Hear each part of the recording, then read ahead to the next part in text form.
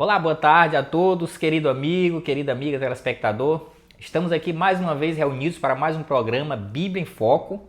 E hoje iremos trabalhar mais um tema da série Ensinos de Jesus. Hoje iremos trabalhar o tema o Espírito Santo. Um tema muito bom, vai gerar um bom diálogo aqui para nós. Tem muitos textos na Bíblia com referência a esse assunto, né, irmão Cleiton? E hoje nós vamos tentar dialogar o máximo possível para sanar todas as suas dúvidas acerca desse tema, né? O Espírito Santo é uma pessoa? É uma força?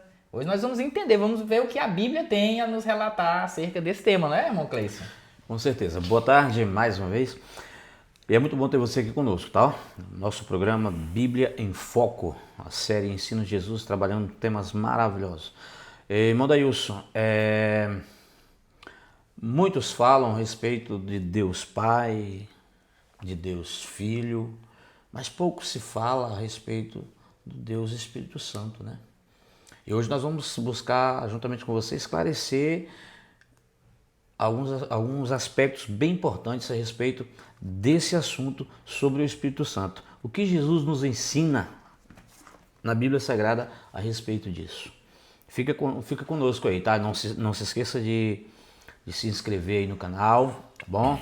Deixar o seu comentário, a sua pergunta, a gente vai ter o maior prazer de poder lhe responder lá no canal, tá bom? É isso aí, meu Deus, vamos lá. Maravilha, né? Estamos aqui dando continuidade à nossa série. Quero até me desculpar com um amigo, telespectador. No sábado passado, infelizmente, por motivo de força maior, a gente não pôde realizar o programa, né? Mas estamos hoje, excepcionalmente no domingo, né? Não seria esse o dia, mas estamos realizando para que a gente possa realmente chegar até o final da nossa série Ensino de Jesus. E hoje, como já foi prometido, nós vamos ver o que Jesus ensinou sobre o Espírito Santo.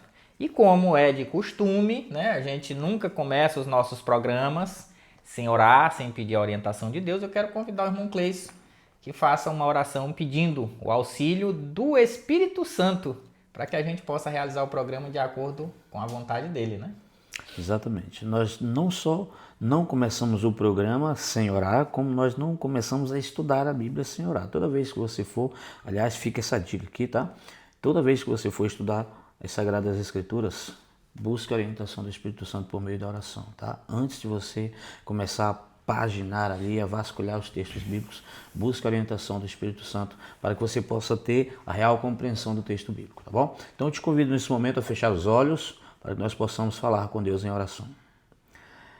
Querido e bom Deus, eterno Pai, que habita nos altos céus, grande é o teu nome, grande é o teu poder e a tua majestade. Amém, Deus. Senhor. Em reconhecimento a tua grandiosidade, a tua onipotência, a tua onipresença, ó Deus, e a tua onisciência também, é que nós te buscamos em oração, primeiramente para te agradecer pelo privilégio de poder realizar mais este programa.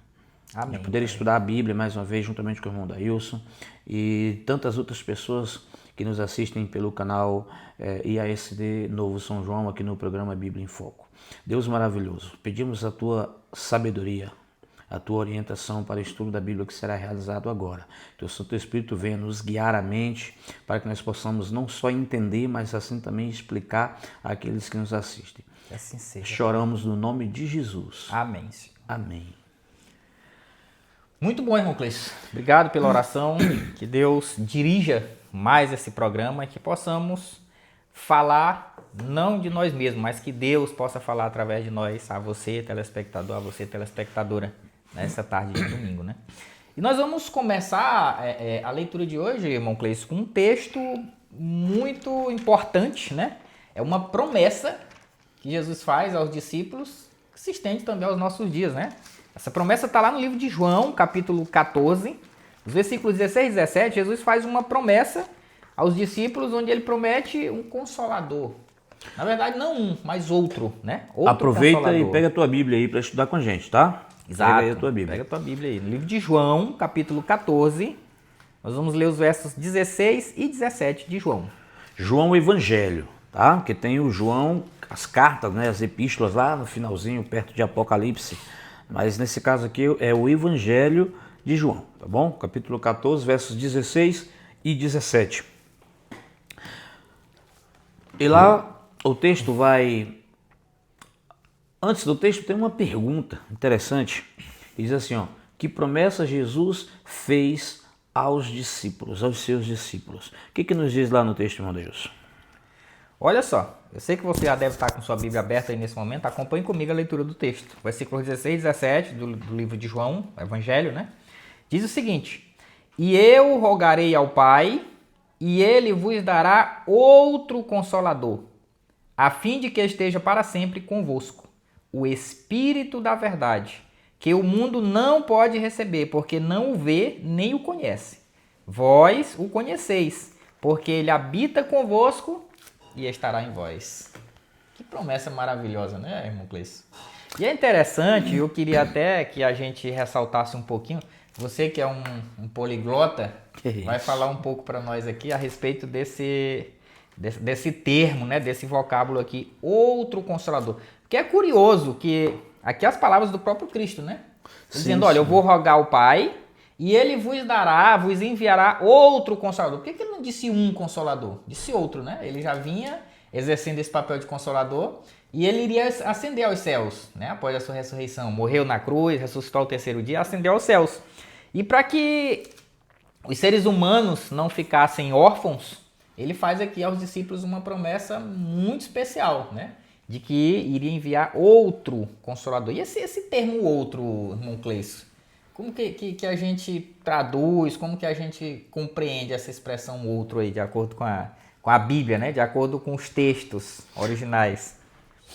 Na sua fala, você já respondeu a pergunta que você me fez. Você disse que Jesus vinha exercendo essa função, né? E agora ele ia passar essa função ao outro que ele iria enviar. É interessante que quando Jesus ele usa essa expressão outro, a gente precisa analisar aqui o termo na língua original em que o texto foi escrito, tá? E existe pelo menos duas palavras no grego, que é a língua em que o Novo Testamento foi escrito, que se refere a esse outro, né? E a gente precisa entender qual é o outro que é usado ali na fala de Jesus. E o significado dos dois termos. Um é o termo alós, né? Que significa outro da mesma espécie, que é o que Jesus usa aí, né? Um outro igual a ele, tá? Com as mesmas características, os mesmos atributos divinos. E existe o termo heteros, que significa outro, mas de uma espécie diferente. O que não é o caso desse texto aqui, tá? Então, quando Jesus usa a expressão lá no verso 16, né? Que ele iria enviar outro Consolador, ele está falando que iria enviar um outro ser da mesma espécie que ele, com os mesmos atributos, as mesmas características divinas. Então você está nos dizendo que o termo é traduzido por outros aqui no grego, que se encontra na Bíblia no original, é o alós, não o heteros, né? Exatamente. Isso? Que significa outro, porém da mesma espécie. Da mesma espécie. Interessante, né? Por isso que é bom a gente conhecer um pouco, né, da língua original, conhecer um pouco sobre a hermenêutica, a exegese, para entender, né, esses textos. Porque muita gente coloca o Espírito Santo como totalmente diferente, né, da pessoa de Cristo. Muita gente, inclusive, não considera ele como uma pessoa, mas como uma força, né, uma energia. E de acordo com esse vocábulo, quando Cristo se refere ao Espírito Santo como outro, mas outro da mesma espécie, joga por terra essa ideia de que o Espírito Santo é apenas uma força, né? Coloca ele como uma pessoa, assim como Cristo é, assim como Deus é, o Espírito Santo também ele pode ser reconhecido dessa forma. É isso mesmo? Exatamente. E aí se encontra, irmão, a importância desse estudo, tá? Como eu falei no início, tem muita gente, né, que conhece muito a respeito de Deus Pai, conhece muito a respeito de Deus Filho, né, Jesus, mas conhece muito pouco a respeito da pessoa do Espírito Santo.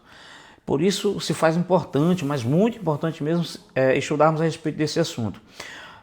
De acordo com a Bíblia, o Espírito Santo também é Deus. E de primeira mão isso precisa ficar muito claro para você, e nós vamos ler vários textos, outros textos, na verdade, que vai comprovar isso, tá? Na Bíblia. Entenda que nós não estamos aqui usando nenhum outro livro, estamos usando unicamente os textos sagrados da Bíblia, tá bom?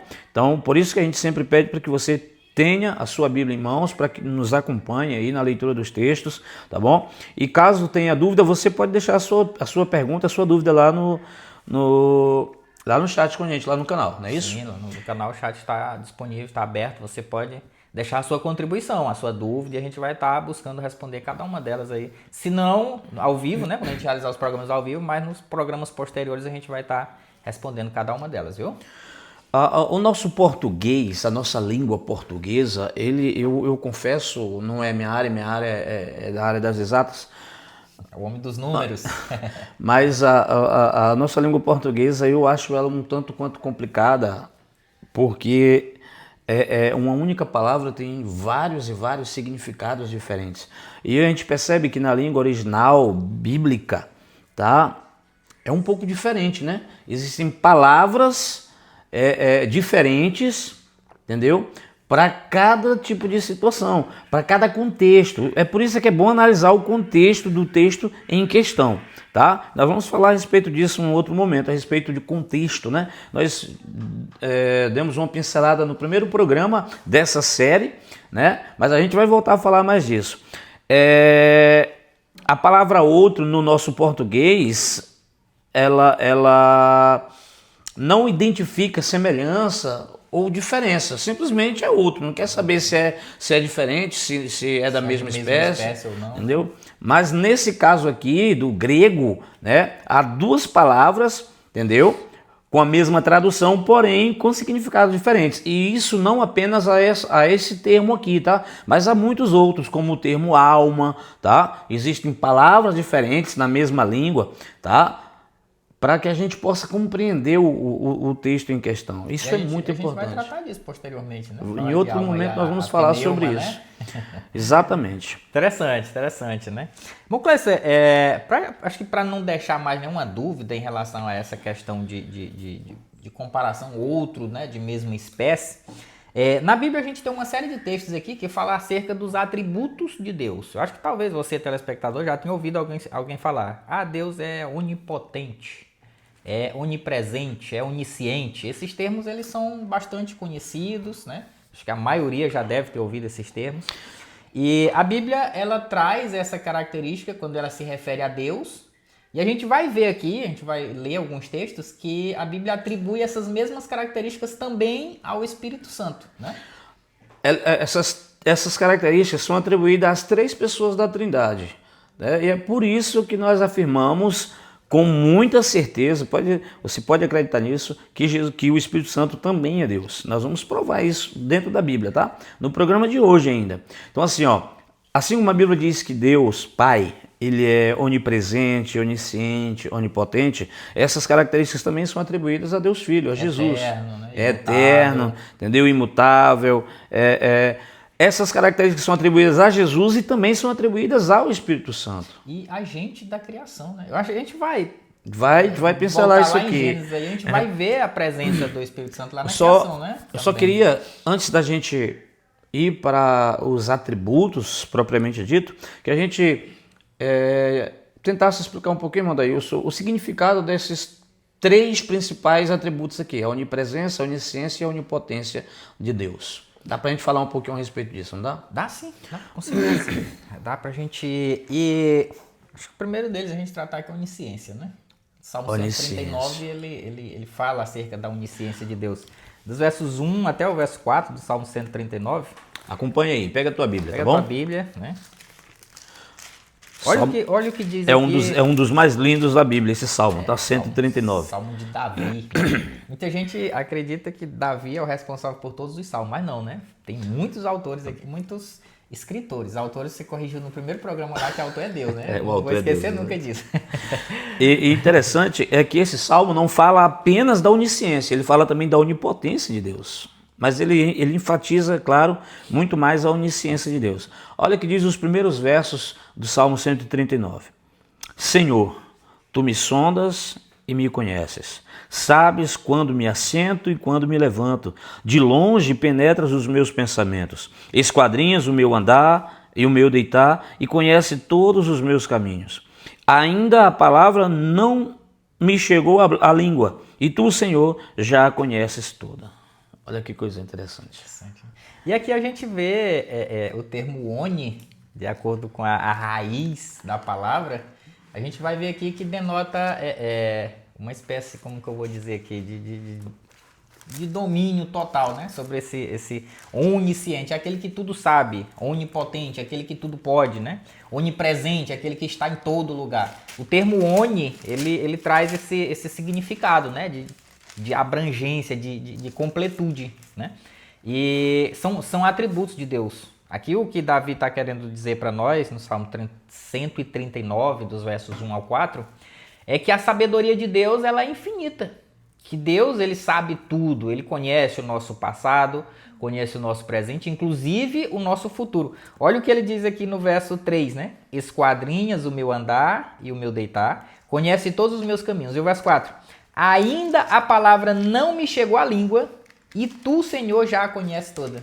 Ele sabe até o que nós iremos falar no término do programa, né? As palavras que nós iremos usar para agradecer você, telespectador. E isso é onisciência. Ele sabe muito mais que isso. Coisas, né? Ele sabe muito mais que isso, Matheus. O verso 16 vai dizer assim, ó, os meus olhos me viram a substância ainda informe, ou seja, nós nem éramos ainda formados.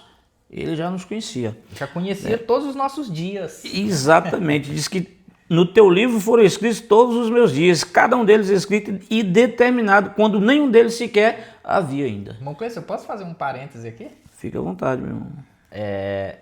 Eu vou deixar aqui uma pergunta aqui pro irmão Cleiton. Ele tenho certeza que eu vou até pedir para ele não responder agora, que isso aqui vai ser tema do nosso próximo programa, né? O verso 16 não abre um parêntese aqui para predestinação? Existe essa crença, realmente, mas como você falou, é o tema para outro assunto. É um assunto para um outro tema, para um outro momento, tá? Mas existe essa crença de que alguns foram predestinados para a salvação. E se alguns foram predestinados para a salvação, fica de forma implícita aí de que outros não foram determinados para a salvação, ou seja, foram determinados para a perdição. E pensando num Deus de amor, como é o Deus que nós cremos, que nós acreditamos e servimos, é difícil de acreditar de que ele predestinou alguém para se perder.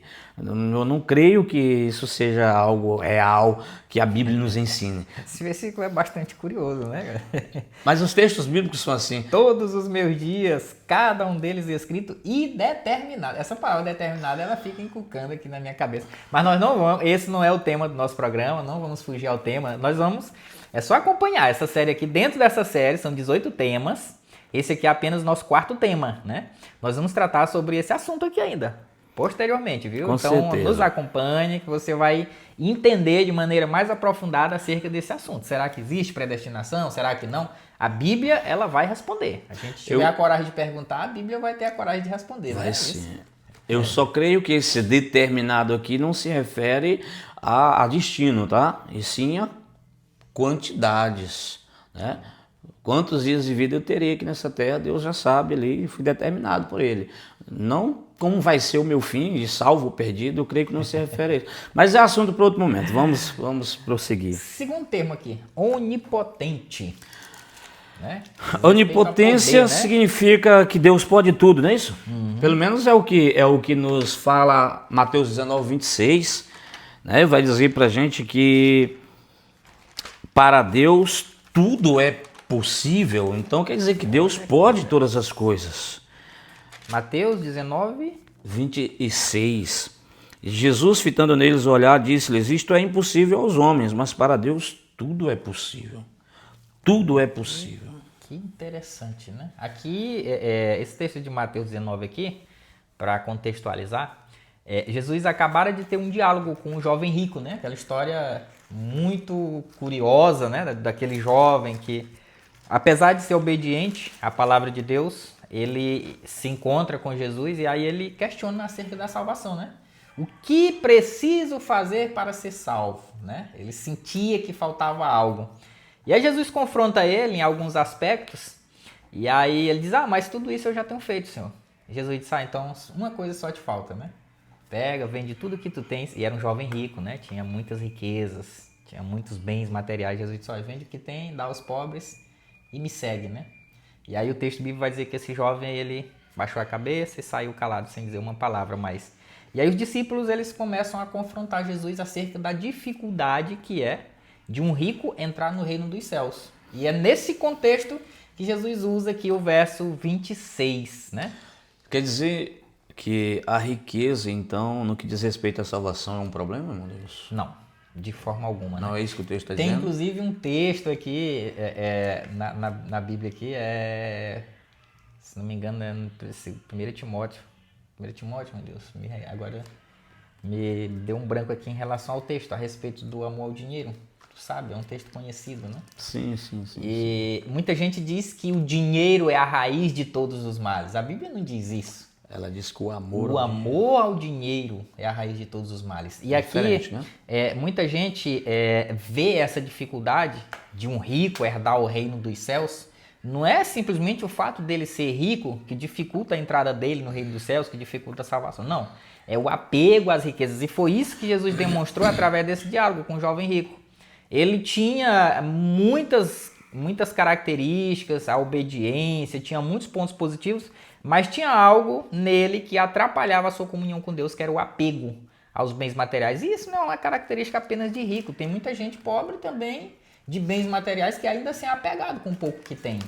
Então você dizer que é difícil um rico entrar no... Não. É difícil alguém que tem um apego exagerado aos bens materiais. Sim, é difícil. Mas Jesus não é impossível, porque Jesus aqui no verso 26 vai dizer que Jesus, fitando neles o olhar, disse-lhes: e isto é impossível aos homens, mas para Deus tudo é possível.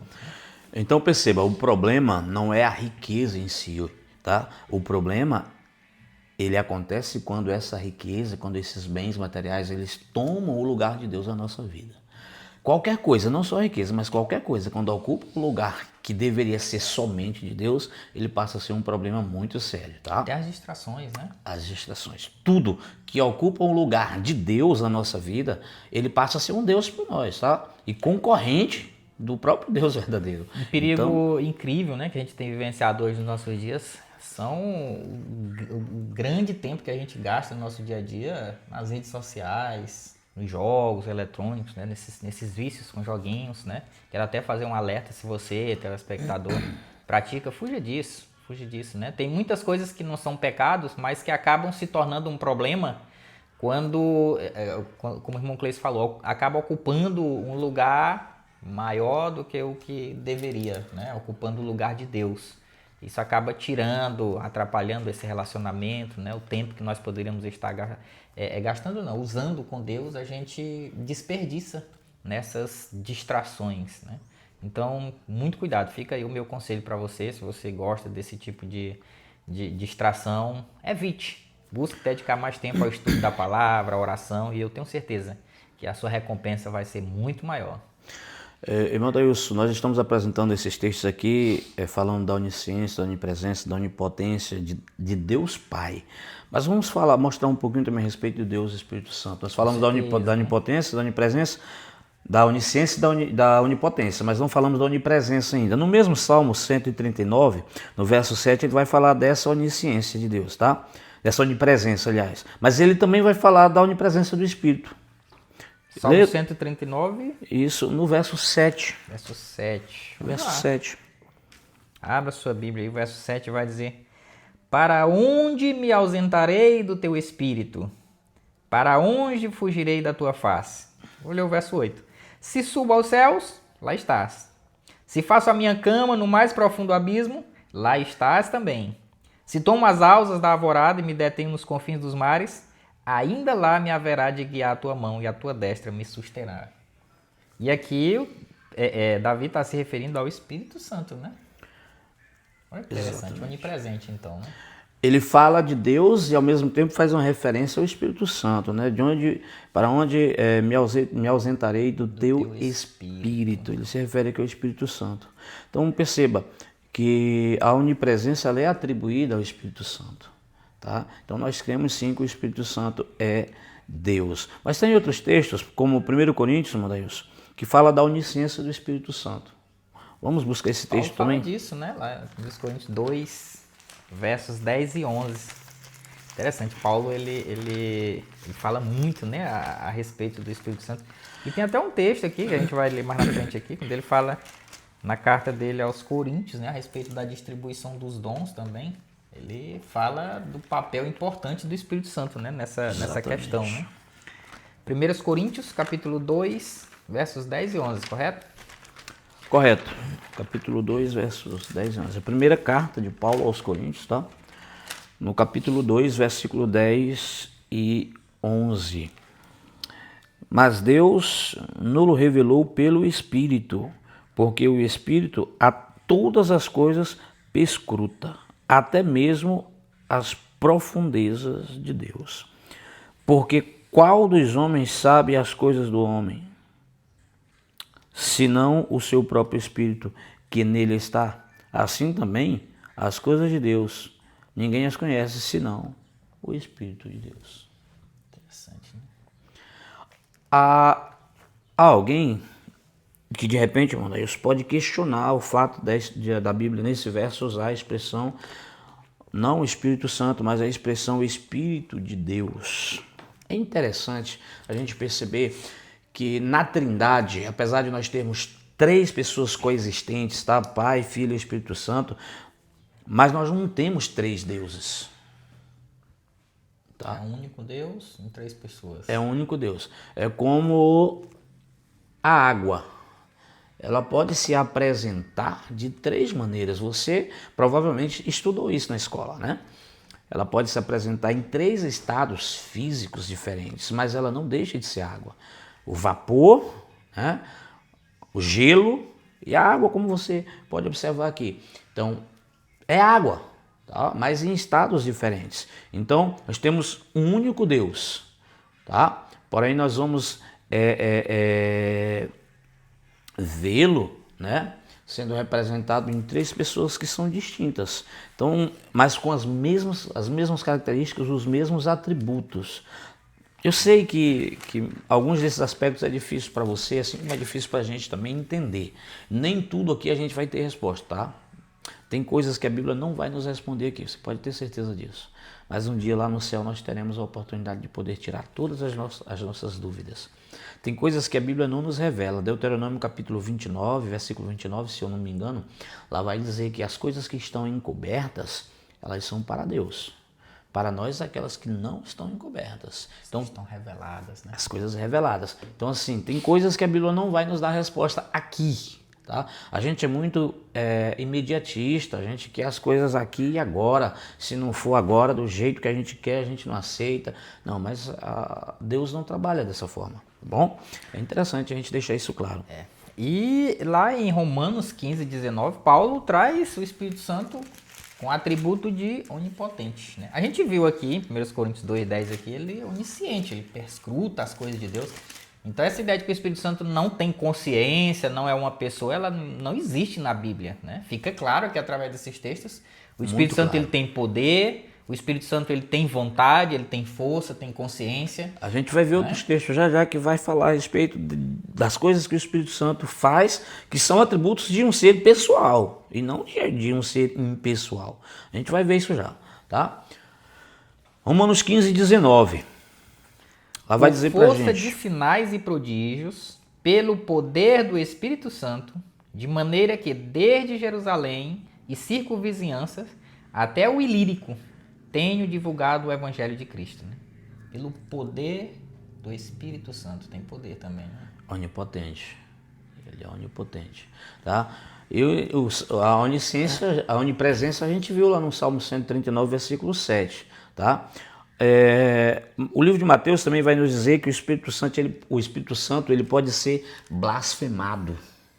Interessante, irmão Cristo. Eu ia até fazer essa pergunta mesmo, né? Lá em Mateus capítulo 12, Jesus fala a respeito disso, né? Do pecado que não tem perdão, né? A blasfêmia contra o Espírito Santo.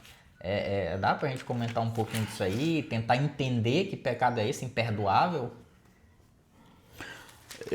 Alguns acham difícil explicar esse texto. Eu, particularmente, não vejo muita dificuldade em explicar o pecado contra o Espírito Santo, meu Deus.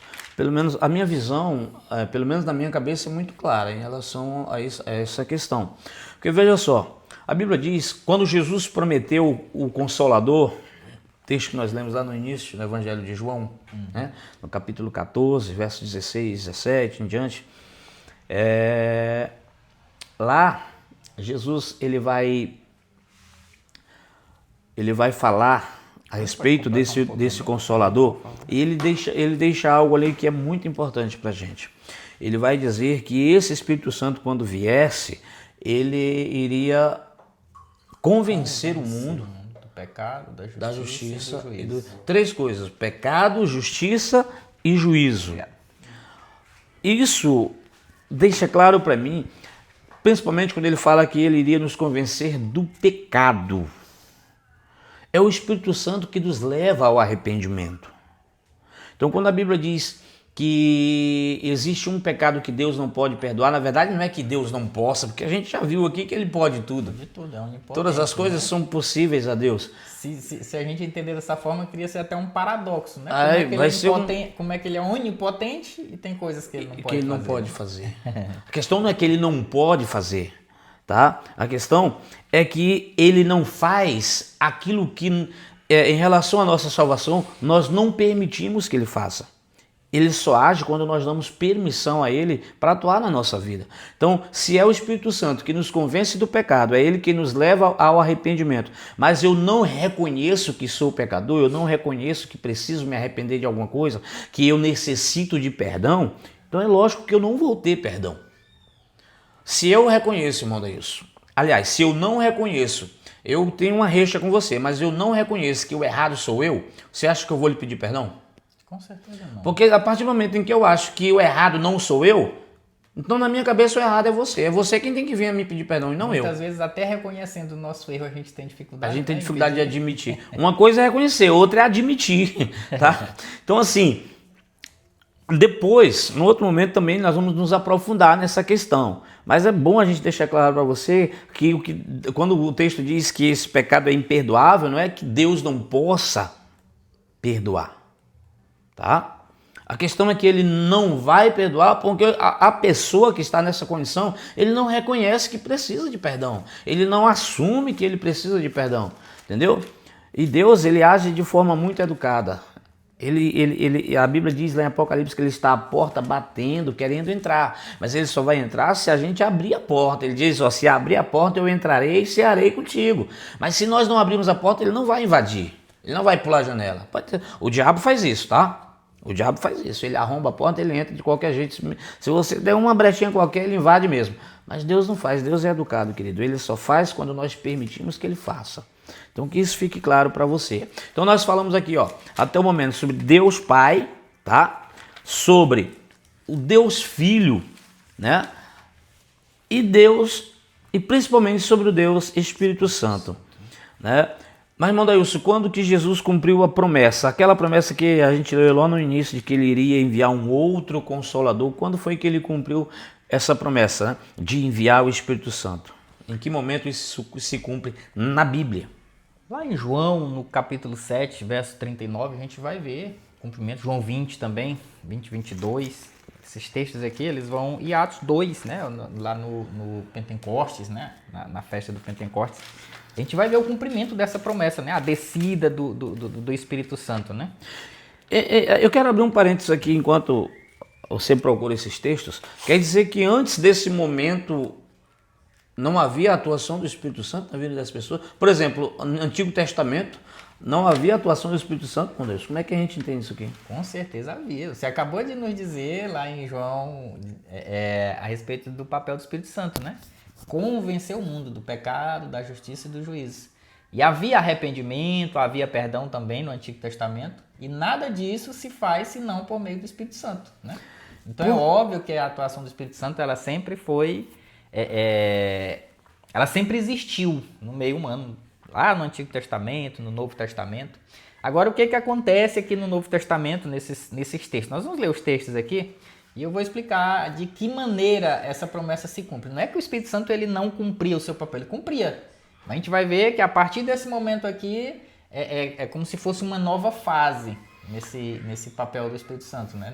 Eu acho interessante, o texto sagrado, porque imagine você, no Antigo Testamento você vê a atuação de Deus Pai, de maneira direta. Lá no Éden, antes do pecado, a Bíblia diz que ele se encontrava ao pôr do sol com o casal Adão e Eva.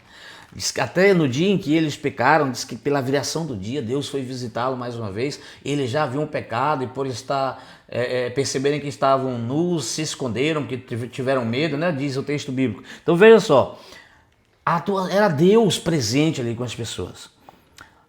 E a pessoa de Jesus e do Espírito Santo, eles também se faziam presente. Só que a pessoa de Jesus era prefigurada por um sistema de simbologias, um sistema, exatamente.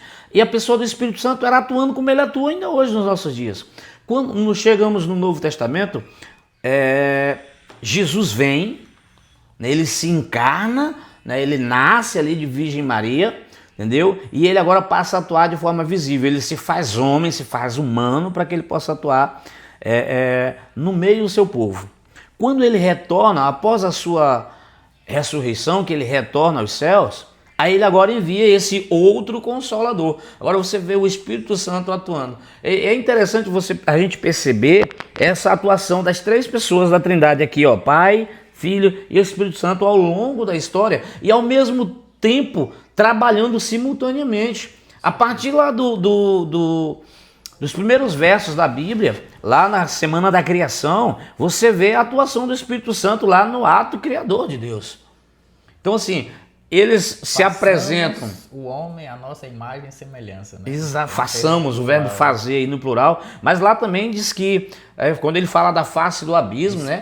O Espírito pairava. Então você percebe que a atuação das três pessoas, elas acontecem de forma simultânea. Tá? Vamos lá o texto. Interessante, né? Os três estão sempre envolvidos nesse processo de salvação. Só que em dado momento da história, cada um toma uma dianteira nesse processo, né? É porque cada um tem uma função, um papel diferente. Desde a criação até o nascimento de Cristo, Deus atuava de maneira mais direta, né? Ele se comunicava com os profetas de maneira direta através de sonhos, visões, até falava mesmo, a gente vai ver lá em Deuteronômio, lá em Êxodo, Deus falando, né? E as pessoas ouvindo nitidamente a voz dele, né? Depois vem o nascimento de Cristo, e aí Cristo, de maneira encarnada, ele passa a atuar no meio do povo, né? Fazendo milagres, pregando. E aí quando ele vai cumprir a sua função sacerdotal lá no céu, ele deixa o Espírito Santo, que agora o Espírito Santo, João 7,39, e o outro texto aqui também de João 20,22, vai falar aqui que agora o Espírito Santo ele vai atuar de uma maneira mais intensa e mais direta, né? Distribuindo dons aos homens, coisas que antigamente não eram dessa maneira, né? Agora passa a ser dessa forma. Vamos ler os textos aqui? João 7,39 e João 20,22. Lê um dos textos aí, eu leio o outro, irmão Cleice. João 7,39, Evangelho de João, tá? Você lê 7,39, eu vou ler o 20,22. 7,39, vai dizer assim, ó. Isto ele disse com respeito ao Espírito, né, que havia de receber os que nele crescem, pois o Espírito até aquele momento não fora dado, porque Jesus não havia ainda, né, sido glorificado. Olha que texto. Esse texto ele explica tanta coisa na Bíblia, mas tanta coisa, queridos. Primeiro, eu quero, irmão Deus, antes de ler o outro texto, frisar quando ele diz aqui que quem recebe o Espírito Santo. Agora, você perguntou a respeito da atuação dele no Antigo Testamento, né? Sim. E é evidente, a atuação dele é a respeito de converter o pecador, né? A se arrepender dos seus maus caminhos. Mas aqui, em João 7,39, quando vai cumprir-se a promessa de Cristo, a gente vê uma atuação de maneira mais intensa. O Espírito Santo agora ele é concedido aos homens, né? Ele não só passa agora a trabalhar na questão do arrependimento, mas também trabalhar em cooperação com o ser humano. Não é isso? É o que o texto diz aqui, né? Pois o Espírito até aquele momento não fora dado, porque Jesus não havia sido ainda glorificado. Mas aqui o texto de João 20,22, o Evangelho de João também, olha o que ele vai dizer aqui, ó. E havendo dito isto, soprou sobre eles e disse-lhes, recebei o Espírito Santo. Olha só. interessante aqui, né? A gente vai confirmar isso aqui também lá no livro de Atos, agora um pouquinho mais adiante, para a gente entender de que maneira o Espírito Santo foi dado aos seres humanos. Atos capítulo 2, verso 4. Depois que você lê e explanar algo a respeito desse texto, eu quero abrir um parênteses interessante em respeito a Atos 2. Vai lá. Interessante. Atos 2, 4, né? Todos ficaram cheios do Espírito Santo e passaram a falar em outras línguas, segundo o Espírito lhes concedia que falassem. Aqui a gente vê o Espírito Santo trabalhando de uma maneira ainda mais abundante, ainda mais intensa. Não somente convencendo as pessoas do pecado, da justiça e do juízo, mas colaborando com outros seres humanos para que eles possam atuar também na conversão de outras pessoas, né? Distribuindo dons, distribuindo aqui uma habilidade sobrenatural para alguns homens que não tinham recebido estudo nenhum, não tinham conhecimento linguístico, mas que nesse momento, pela atuação do Espírito Santo, eles conseguiram falar em outro idioma. Impressionante isso aqui, né? Essa questão de outras línguas aqui nós vamos falar também no outro programa. É muito importante você entender isso aqui também, mas não é o momento agora. Mas eu quero abrir um parênteses aqui nesse texto de Atos 2, com relação ao termo Pentecostes. Muita gente faz muita confusão aqui. Aqui foi o momento do Pentecostes, né? Uhum. Mas muita gente confunde o Pentecostes com a descida do Espírito Santo, achando que a descida do Espírito Santo é que foi o Pentecostes. É o Pentecostes, né? Então assim, o Pentecostes era uma festa que existia no Antigo Israel. Uma festa que acontecia todos os anos, era uma festa anual, uma festa fixa, tá? Todos os anos essa festa acontecia, a festa do Pentecostes, tá? E essa festa, ela, se eu não me engano, era a quarta festa do Antigo Israel, meu Deus. Nós tínhamos a Páscoa, os pães asmos, as primícias e o Pentecostes. E depois as trombetas, aí a festa da expiação. Né? Então era a quarta festa do Antigo Israel, a festa do Pentecostes. O Espírito Santo, ele desce exatamente no dia da festa de Pentecostes. É por isso que há toda essa, né, esse alvoroço em relação a esse termo aí do Pentecostes. O Pentecostes não foi a descida do Espírito Santo. A descida do Espírito Santo foi um ato maravilhoso que aconteceu exatamente no dia da festa do Pentecostes, que era uma festa anual. Essa festa anual fixa do povo de Israel no passado, ela prefigurava um momento muito importante da história do povo de Deus. Era uma promessa que se cumpre no Novo Testamento, assim como as demais festas do Antigo Israel. Nós vamos ter tempo para falar sobre esses assuntos de forma mais detalhada depois. Eu vou até querer depois, meu Deus, fazer um programa específico sobre essas festas do Antigo Israel. Depois que a gente encerrar a série Ensinos de Jesus, aí nós vamos trabalhar alguns temas bem interessantes aqui com você. Espero que você esteja ainda nos acompanhando, tá? Quando nós estivermos lá trabalhando esses temas. A gente vai trabalhar o santuário, que é um assunto muito importante. O santuário em dois temas, Cleiton. Santuário parte 1 e Santuário parte 2, onde nós vamos falar a respeito dos móveis, dos utensílios, no aspecto físico, né?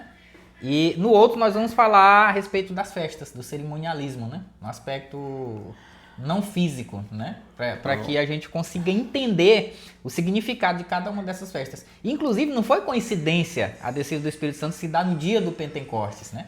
O dia do Pentecostes não era qualquer dia, era especificamente um dia X depois da Páscoa, né? Tinha todo esse significado que já prefigurava esses acontecimentos reais, né? A respeito de Cristo, a respeito do Espírito Santo, a respeito de Deus. Já apontavam para Jesus todas as festas que aconteciam no passado, no Antigo Israel, todo o ritual que acontecia no santuário terrestre naquela época, apontavam para a pessoa de Jesus, tá? Nós vamos explicar isso para você depois de forma bem detalhada. Mas vamos aqui prosseguir, irmão Deus. Vamos falar um pouco a respeito da obra do Espírito Santo. João 14, vamos voltar ao Evangelho de João, capítulo 14. E aí a gente vai voltar 26. A falar daquilo que a gente comentou lá no início, né? Lá no verso 26 do capítulo 14, né? Que era justamente, irmão Deus, o que a gente comentava lá no início, João 14, 26, João 16, 8, né, e também o versículo 13. Qual seria a obra do Espírito Santo? Eu acho isso aqui muito interessante. Mas antes de nós fazermos essa leitura, eu quero lembrar aqui um fato muito interessante, porque assim, uma vez alguém me perguntou Lá no episódio do apedrejamento de Estevão, em Atos capítulo 7, se eu não me engano, que por que Estevão, no momento que estava sendo apedrejado, ele olha para o céu, diz o texto. Vamos ler o texto, Atos 7, só para a gente poder entender isso aqui. Eu quero trazer isso aqui porque complementa o assunto aqui, tá? É o verso 54. Capítulo 7, né? Capítulo 7, verso 54 e 55. Ouvindo eles isto, enfureciam-se no seu coração e rilhavam os dentes contra ele. É o que diz o verso 55. Mas Estevão, cheio do Espírito Santo, fitou os olhos no céu e viu a glória de Deus e Jesus que estava à sua direita. Aí, alguém uma vez me perguntou aonde que está. Primeiro perguntou se eu acreditava na pessoa do Espírito Santo. Eu disse que sim e tal. Aí ele disse assim: então me prova onde estava esse Espírito Santo, porque a Bíblia diz que Estevão, quando estava sendo apedrejado, ele olhava para o céu e só via a glória de Deus Pai e Jesus à sua direita, e não viu esse Espírito Santo. Eu confesso que eu sorri na hora, porque me pareceu realmente muito engraçada a fala dele e a falta de atenção da pessoa que me fez essa pergunta, porque ele parece que não leu o texto completo, né? O próprio texto que a gente acabou de ler e que ele citou para mim no momento em que ele me fez a pergunta, diz que Estevão estava cheio do Espírito Santo. Então, assim, a obra do Espírito Santo, ela não é lá no céu. Aí eu falei isso para ele, né? Ele disse: olha, ele não foi visto lá porque ele não está lá, a obra dele é aqui. Quando Jesus subiu, ele desceu. Jesus disse assim: se eu não for, ele não vem. Jesus disse: se ele não for, ele não vai poder vir. Então, para ele vir, eu tenho que ir. Então, Jesus volta para o céu e envia o outro Consolador que a gente comentava aqui no início do programa. Então, a obra do Espírito Santo é aqui, no nosso coração, no meu coração, no seu coração, tentando, querido, nos aproximar mais e mais de Deus. Amém por isso, né?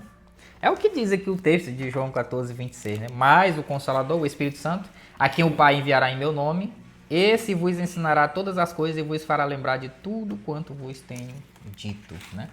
E de fato o Espírito Santo, ele faz isso, né? Na nossa mente. Quem de nós, quando está ali prestes a fazer alguma coisa errada, não ouve aquela vozinha, né? No nosso subconsciente, dizendo não faz, que isso está errado, né? Ali não é outra voz, é a voz do Espírito Santo, né? É a voz do Espírito Santo. Cristo, Deus fazendo a gente lembrar de que aquilo é errado, de que a gente não deve fazer tal coisa, né? É o Espírito Santo ainda. E é importante quando a gente ouve, porque chega um momento em que a gente deixa de ouvir essa vozinha, né, irmão Cleiton? E aí que entra a questão do assunto do pecado imperdoável. É quando você e eu deixamos de serem sensíveis, deixamos de ser sensíveis à voz do Espírito Santo. Quando a gente já não ouve mais a voz do Espírito Santo, já não é mais sensível ao toque do poder do Espírito Santo, aí a gente já não se sente mais pecador, a gente não sente mais que precisa de perdão, que precisa de Deus. E quando a gente chega a esse ponto, aí realmente não tem perdão. Porque eu nunca vou reconhecer que preciso de perdão se eu não reconhecer que sou pecador. Um pouquinho mais à frente aí, João 16:8 vai falar isso aí, né? Quando ele vier, que nós comentávamos no começo, quando ele vier, convencerá o mundo do pecado, da justiça e do juízo. Do pecado, porque não creram em Cristo, né? Da justiça, porque Cristo vai para o Pai, né? Ele não será visto mais de maneira física, né? Irá cumprir uma outra função, a função sacerdotal lá no céu, né? E do juízo, porque o príncipe deste mundo está julgado. A gente vê aqui que Cristo, ele traz essa ideia de juízo, né? Que vai ser um dos temas futuros também, que a gente vai tratar aqui nesse assunto. Ensino de Jesus o juízo. A gente já até falou um pouco sobre isso, né? Lá se não me engano, acho que no nosso segundo tema, quando falamos acerca da salvação, a gente falou a respeito do juízo, né? O juízo investigativo, o juízo comprobatório e o juízo executivo, né? Que são as três fases do juízo de Deus, né? Exatamente. Então, assim, o Espírito Santo, ele traz esses ensinos, né? À nossa mente, despertando a nossa consciência para o que é certo, para o que é errado, para a obediência, para a desobediência. E quando a gente se torna insensível à voz do Espírito Santo, a gente deixa de ouvir, então não há mais ninguém que possa nos convencer disso, né? Por isso que Jesus, lá em Mateus, ele vai dizer que a blasfêmia contra o Espírito Santo ela é imperdoável, né? Exatamente. O verso 13 do mesmo capítulo 16 vai dizer que quando o Espírito Santo viesse, ele iria conduzir-nos, né, ou guiar-nos a toda a verdade. Toda a verdade, porque ele não falará por si mesmo, diz o texto, mas dirá tudo que tiver ouvido e vos anunciará as coisas que hão de vir. Olha que coisa maravilhosa.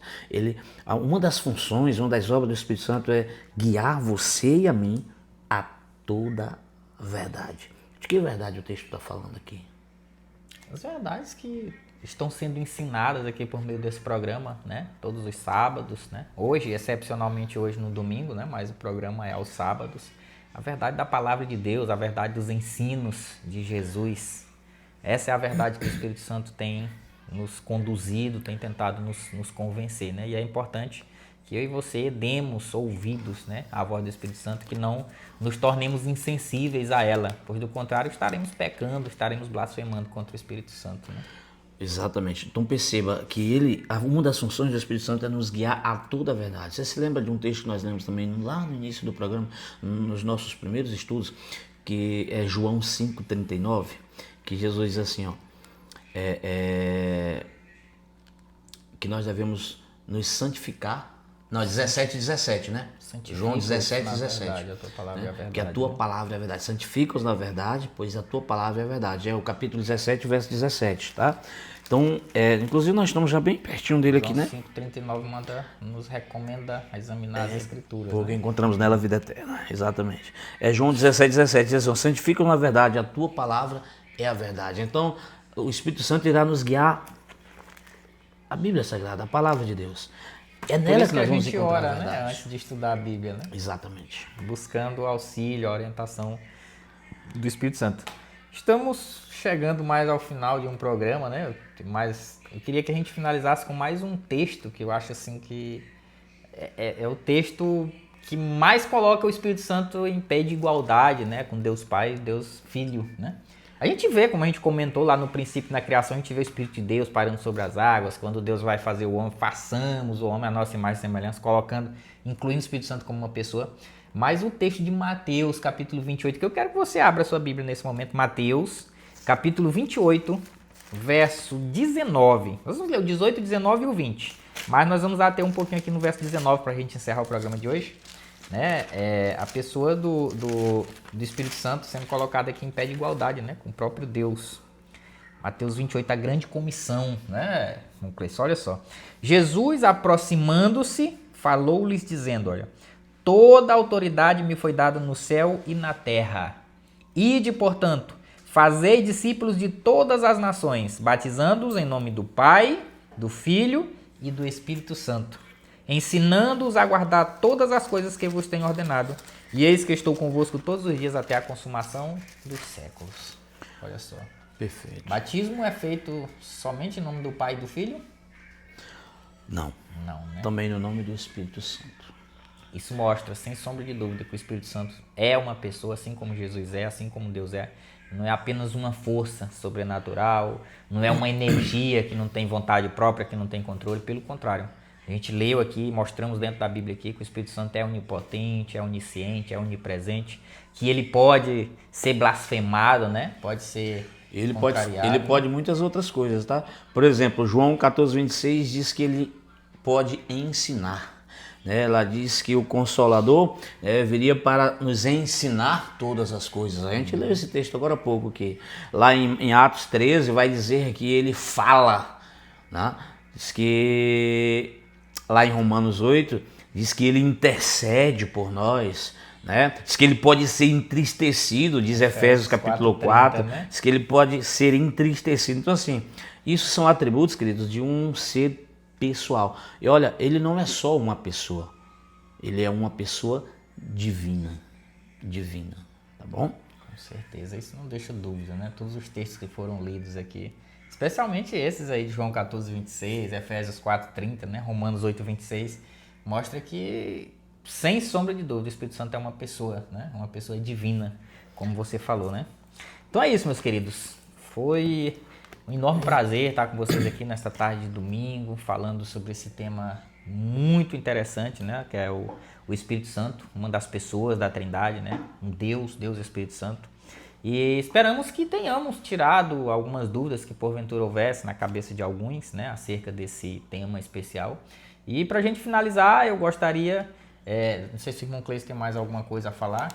Se tiver, fale, que depois eu vou fazer aqui a decisão e a gente faz a oração para encerrar o programa de hoje. Então, eu só quero aproveitar o momento para convidar você, querido ouvinte, querido amigo, querido telespectador, você aqui de São João do Solta, aqui da região, né?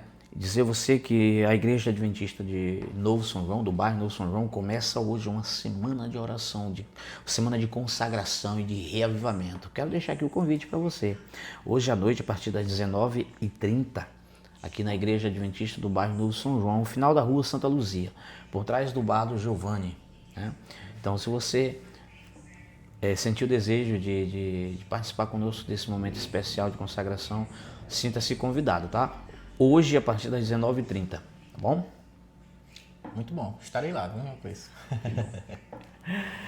É isso aí, meus queridos. Eu quero ler aqui com vocês aqui a minha decisão. Espero que essa também seja a sua decisão. Leia comigo, medite comigo e logo em seguida a gente vai fazer uma oração confirmando, né, a nossa decisão e pedindo o auxílio do Espírito Santo durante toda a nossa vida para que a gente não se torne insensível à voz do Espírito Santo, mas que a cada dia a gente dê mais ouvidos a ela, né? Olha só a minha decisão.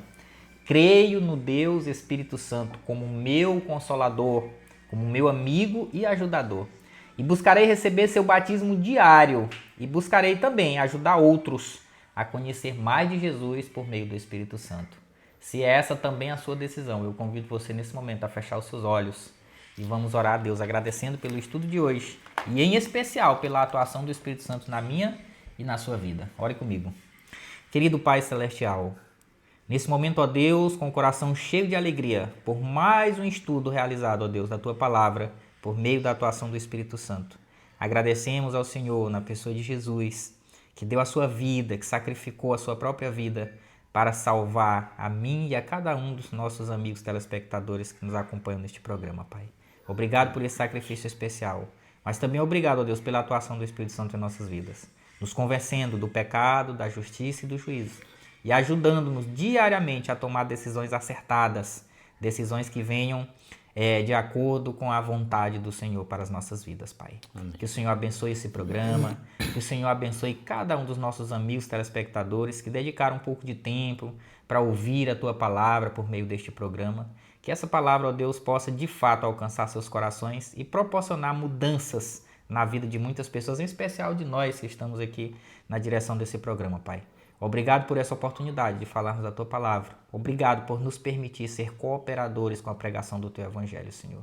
Que o Senhor nos abençoe a cada dia, nos guarde do mal e que a presença do Espírito Santo seja cada vez mais abundante em nossa vida. Amém. Nós te oramos em nome de Jesus. Amém. Amém. Muitíssimo obrigado pela sua companhia e não se esqueça, se inscreva no canal IASD Novo São João, curta, compartilhe, esteja nos acompanhando até o último episódio dessa série Ensinos de Jesus. Muito obrigado pela tua companhia e até o próximo programa. Tchau, tchau. Deus abençoe você.